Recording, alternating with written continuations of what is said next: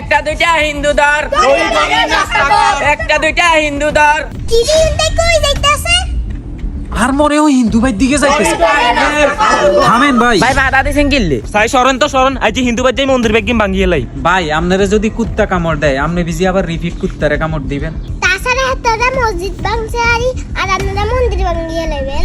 ভাই ইসলাম মানে কি জানেন?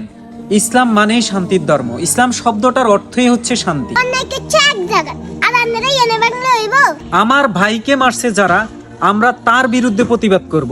আর এটার ইঙ্গিত দেয় কে, এটার উস্কানি দেয় কে, আমরা তাদেরকে ধরবো। তার মানে এইটা না যে সব হিন্দুরা খারাপ। দলমত নির্বিশেষে আমাদের বাংলাদেশ, এই বাংলাদেশে যারা এই উস্কানিমূলক কাজ করতেছে বা উস্কানি দিতেছে এদেরকে ধরেন। আর এখন আমাদের এক দফা এক দাবি।